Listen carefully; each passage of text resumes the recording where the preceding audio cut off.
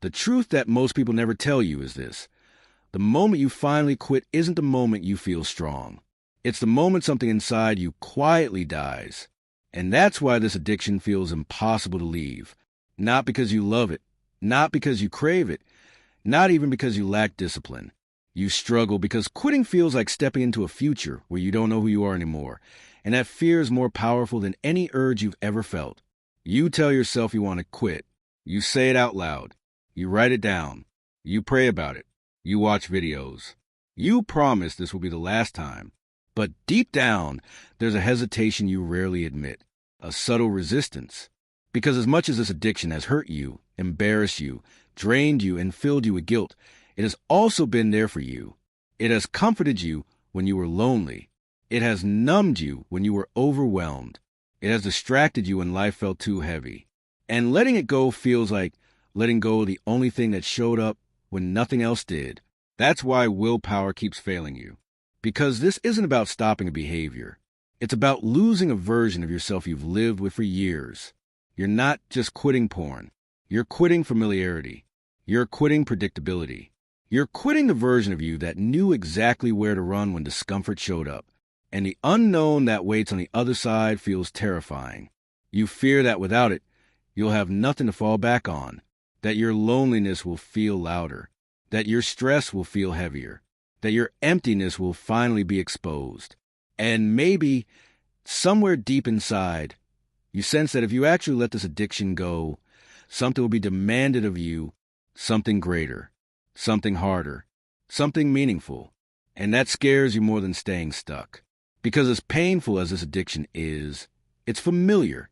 You built your identity around it without realizing it.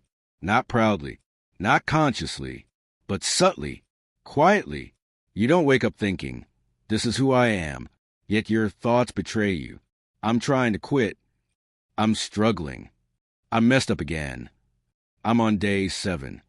I'm on day 30. Every one of those statements still ties you to the same identity. Someone who does this. Someone who is fighting this. Someone who might fall back at any moment. And identities are powerful. They shape actions before actions ever happen.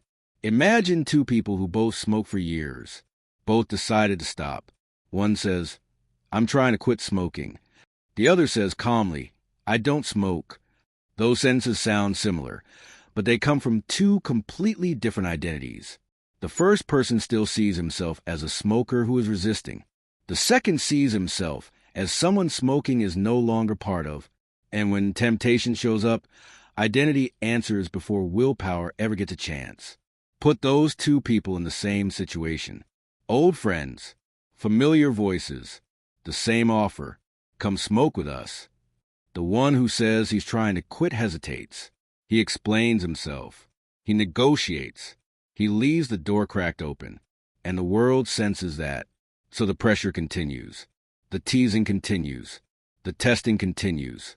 Because deep down, everyone knows he hasn't fully let go yet. But the one who says, I don't smoke, doesn't argue. He doesn't explain. He doesn't fight. There's nothing to defend. His identity already decided for him. And most temptations lose their power when there's no internal debate to latch onto. This is where most people miss it. You keep asking, how do I stop? But the real question is, who are you willing to become? Because as long as you see yourself as someone trying to quit porn, your brain will always leave room for relapse. That's why streaks feel so fragile. You don't count days because it helps you heal. You count days because part of you believes it will eventually reset. Every streak implies an ending. Every number carries the expectation of failure. And when you fall, it confirms the identity you've been quietly holding on to all along. That's why stopping the habit without changing the identity never lasts. You white-knuckle it for a few weeks, maybe a few months. Then life hits. Stress, boredom, rejection, fatigue. And suddenly the old escape feels necessary again. Not because you're weak, but because your identity never changed. You were still the same person, just temporarily resisting. Real freedom begins when you stop fighting yourself and start redefining yourself. This is the part that feels uncomfortable because it requires something deeper than motivation. It requires a decision that doesn't wait for confidence to show up first. You don't wait until you feel free to claim a new identity. You claim it, and then your actions slowly align with it. You stop saying, "I'm trying to quit." You stop saying, "I struggle with this." You stop saying, "I'm addicted," not because you're in denial, but because you're choosing a new truth to live from.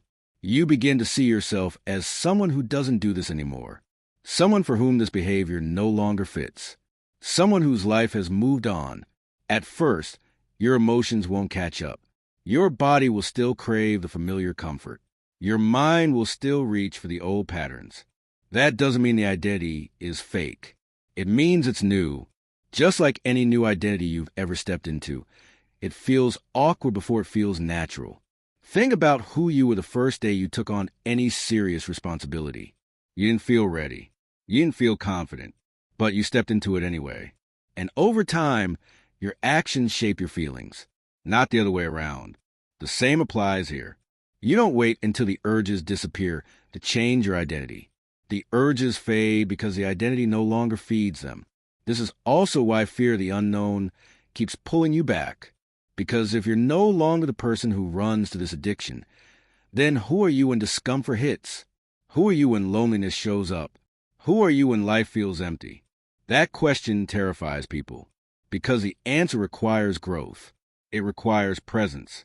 It requires learning to sit with discomfort instead of escaping it. And yes, it requires facing parts of yourself you've been numbing for years. But here's the truth no one tells you. The discomfort you're avoiding is not stronger than you. It only feels that way because you've never given yourself the chance to meet it without running. The first few weeks feel brutal not because you're losing something valuable, but because your nervous system is learning a new way to exist. You are teaching yourself that you can survive boredom, sadness, stress, and temptation without abandoning yourself. And every time you do that, something shifts. Slowly, quietly, power begins to replace fear. This is where faith enters the picture in a way most people misunderstand. God doesn't force you into freedom. He doesn't override your identity. He doesn't drag you out of habits you secretly cling to. Help only arrives where willingness exists. Transformation only meets surrender, not resistance disguised as effort. You don't need more shame. You don't need more guilt. You don't need another promise that this time will be different. You need a decision that sounds simple but costs everything. I am no longer this person. Not someday. Not after 30 days. Not after 90 days. Now, when temptation comes, you don't argue with it. You don't negotiate. You don't analyze it. You don't track it. You respond from identity. This isn't who I am anymore. And then you redirect your energy towards something that builds your life instead of shrinking it. Movement, prayer, work, creativity, connection, silence. Anything that aligns with the person you are becoming. You stop counting days and start making days count. Not by being perfect, but by being present. Each day lived from the new identity reinforces it. Each moment you choose discomfort over escape rewires you. Each time you refuse to collapse back into the old version of yourself, that version loses power. And one day, without realizing when it happened, you'll notice something strange. The urges that once screamed now whisper. The guilt that once haunted you fades. The identity that once felt foreign starts to feel normal. Peace replaces chaos. Confidence replaces shame. Not arrogance. Not pride. Quiet confidence. The kind that doesn't need to announce itself. You won't feel like someone fighting an addiction anymore. You'll feel like someone who moved on. That's the ending no one talks about. Not a dramatic victory moment. Not a sudden burst of motivation. Just a calm realization that this no longer controls you. That your life is bigger than this habit ever was. That you're finally living from who you are, not what you're trying to escape. And when that happens, relapse stops being a fear. Because you're not guarding a streak anymore. You're protecting an identity. And people rarely betray who they truly believe they are. You don't quit by fighting harder. You quit by becoming different. And once you do, there's no need to go back.